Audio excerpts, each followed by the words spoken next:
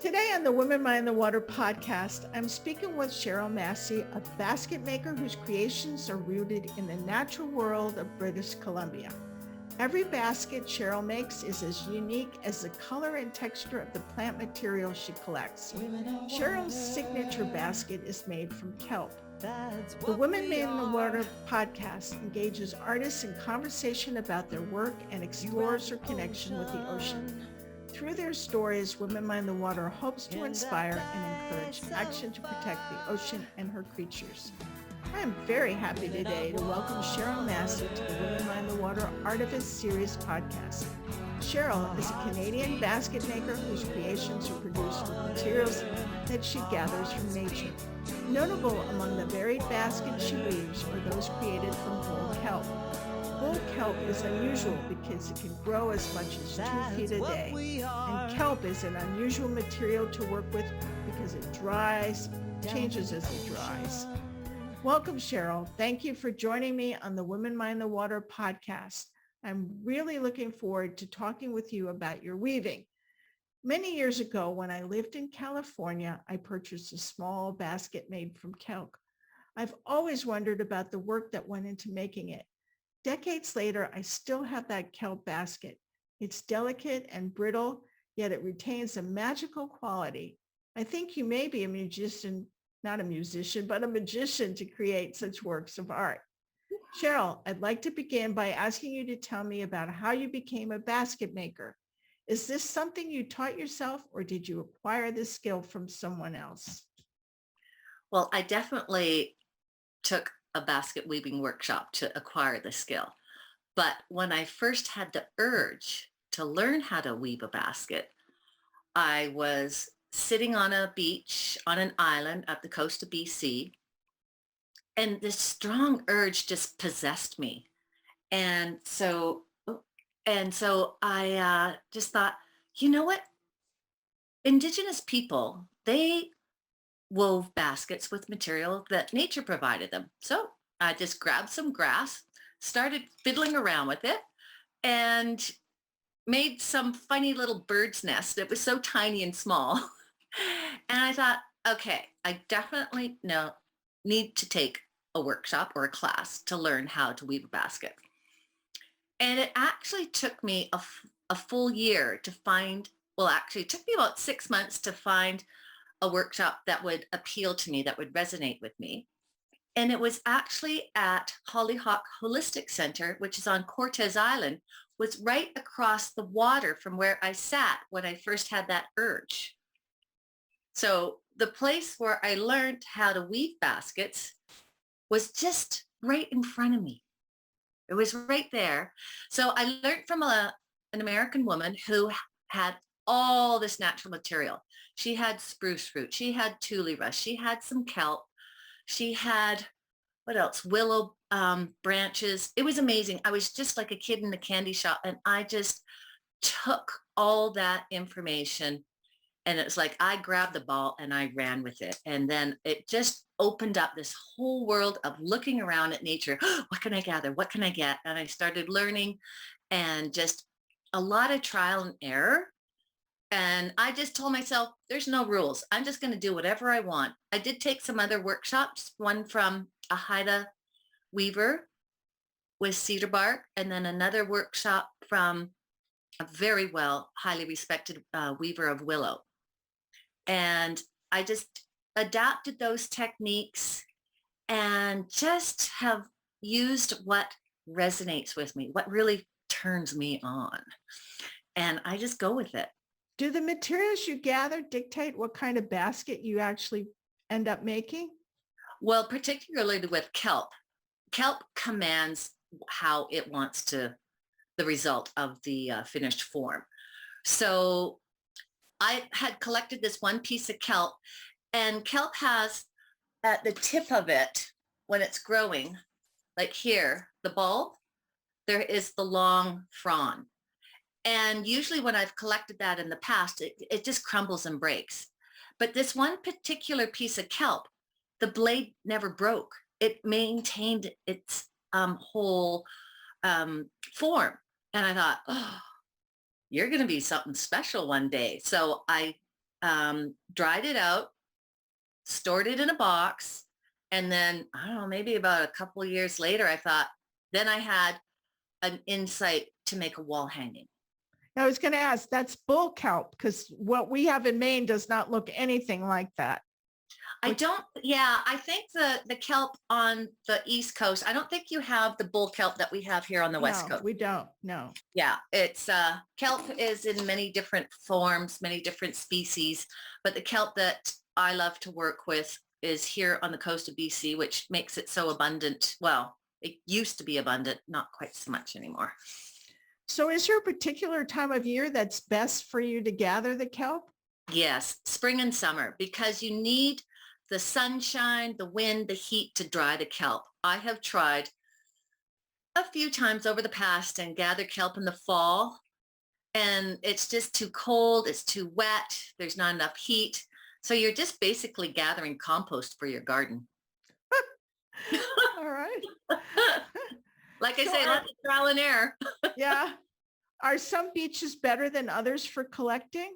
Yes. And the best type of beaches for collecting are ones that are rocky and have like little round pebbles. Because when the kelp washes up on a sandy beach, then all the little creatures from the sand start eating the kelp and it rots very quickly. So a beach that has lots of round pebbles or rocks, then when the kelp, so in the springtime, we get these storms and the kelp rips off the floor, the ocean floor, and then it washes up on the beach, and then it gets all caught in nooks and crannies, logs and rocks, but sometimes it just washes up and it's just like easy to collect. And when it's on rocks, then the rocks actually help dry the kelp. And then and then you find like a piece like this, when you find the kelp that's already dry, that's turned this beautiful golden color, it's so light. When you gather wet kelp, like kelp that's just freshly washed up the beach, it is so heavy because it has so much water in it. So my mind is blown. I thought you would work with wet kelp. So many people do. Yeah. Because it's so brittle when it's dry. Yeah. So my mantra is gather, dry, soak, weave. Gather, dry, soak, weave. Gather, dry, soak, weave. All right. So are there particular characteristics of the kelp that you are looking for? Yes. Well, this kelp here still has the air inside it. And this type of kelp, if I can find kelp that has the air inside it, this is the holy grail.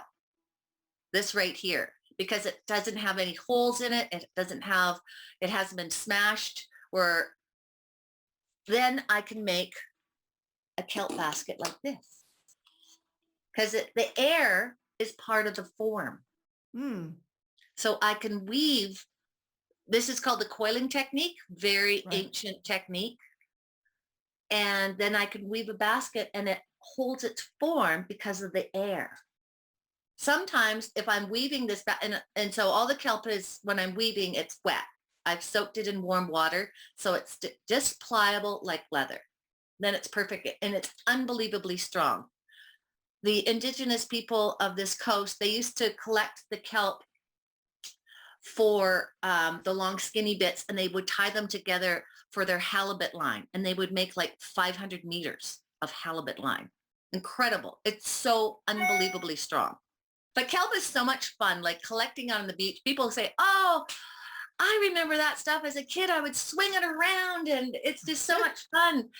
A lot of kids use them for beer bongs. Like they cut the top off and the bottom, pour beer and chug beer that way. Well, let's get back to basket making. So obviously you collect it, it dries, you soak it. Yeah. And then you work with it. Mm-hmm. But when the kelp is, as you start working with it and weave it together, it will shrink as it dries. So do you have to take that into account when you're weaving? Yes. Kelp, like these coiled baskets, they shrink a little bit, but their form, they don't change that much. However, if I was to make a kelp basket. Let me get this one here. Excuse me. Well, actually, this is a lampshade. And when I wove it, its form was different. Kelp takes on its own personality as it dries. It's like, I'm going to look like this, no matter how hard you try and manipulate me. It's just going to do what it wants to do. I try and sort of shape and mold it to what I want it to be, but it's like, nice try, but it's just going to take on a life of itself, which is so cool. Because sometimes you just don't quite know exactly what you're going to get. Right. It's always like a little surprise. So what other challenges are there to working with the kelp? Oh, well, it'll break. You'll get a rotten piece. That's why I have to be very selective when I do collect kelp, not to collect kelp that's rotten. And sometimes, like making this type of basket, you have to be so careful not to poke a hole in the kelp that has the air in it. Because as soon as you poke a hole, you're done. Really? It's over. Yeah. So it's like a balloon. Yeah. So kelp it's strong, but it's delicate. Yes. It's not, when someone wants a functional basket, I say then tule rush or cedar bark. Kelp, you can use it as a functional basket. It's, you just have to make sure that, here, I'll show you one other one. Oops. So this one here, it actually belongs to a girlfriend of mine, so I'm just keeping it for her. But this one here, so there's no air in any of the kelp. It's been squished flat, and it's like beautiful pieces of leather that you're working with. Mm-hmm. So this is actually quite a functional basket. You can store like wooden spoons in it or anything kind of tall. Maybe if you're serving breadsticks, or even like dried flowers. Does it have a smell to it? Is it salty? Do you smell the oat? No. Okay. The only time it smells is when I'm weaving with it, when you get it wet. Mm-hmm. But it's like most things after time, like anything from nature, the essence, the smell slowly starts to go away. And I will, with the kelp and with the cedar, I'll brush a little bit of mineral oil just to bring out the luster, give it a little protection. And maybe once a year, I might just give it a little light brushing of mineral oil just to protect it, and so it doesn't dry out and get too dusty. Okay. So could you describe the process of weaving, maybe discuss a particular basket you've made? And for those who are listening to an audio only podcast version of the podcast, can you describe the basket? Well, if I was to weave a basket with the plaiting technique, like this one here, where it's like basically over, under, I call it the checkerboard weave. And I would decide on the pieces of kelp that are already dried. And then I would put them in the bathtub of warm water and wait for it to get pliable to like leather. You can't let it soak too long, or else you'll just end up with mush. Like it'll hydrate itself so much that it's just, you have to let it dry out again. So once I have the kelp nice and pliable, and then I will choose my pieces. I'll have a pattern. So I'll cut them to like some long pieces, some short pieces. And then I also will need some long skinny pieces of kelp. I call these my weavers. And then I will, motorcycle. And then I will have a form in my mind as to what I want it to look like. And then I will start with the base, the bottom, and then the sides go up, and I weave kelp around as the sides go up. And then I finish it with a border. And then with kelp, let's say with a tall one like this, then for it to dry, I would have to turn it upside down. And I usually will stuff it with newspapers and then probably put like maybe a wine bottle or some type of jar. So then as it dries, then the form, it won't collapse. So are you telling me that the entire basket, like the one behind you, is made from kelp? Even the pieces that you use to thread it together are strips of kelp? It's 100% kelp. You are a magician. There's no question about it. Yeah. So right here, come here. So this is long, skinny pieces of kelp. And you can see here, so this one here, this is a small piece of kelp. Like, you know, when I get the big ones, whoa, like one time I found a piece of kelp that still had the air inside it, and it had from the bulb to the holdfast, and I measured it on our lawn. It was 75 feet long. Wow. And it was a beauty. It was like fantastic. And I wove that into a coiled kelp basket, and it was one piece. I think I might have sent you the photo of it. It was like this big. It was magnificent. I've never, ever found a piece of kelp like that before. And I've had people say, oh, I want a basket like that. I have this one artist who saw that basket, and he emailed me years ago and it's like, I want a basket like that. I go, buddy, that was a very unique piece of kelp. I don't know. I'll keep my eyes peeled and I'll see what I can do. But I haven't found a piece of kelp like that since. Mind you,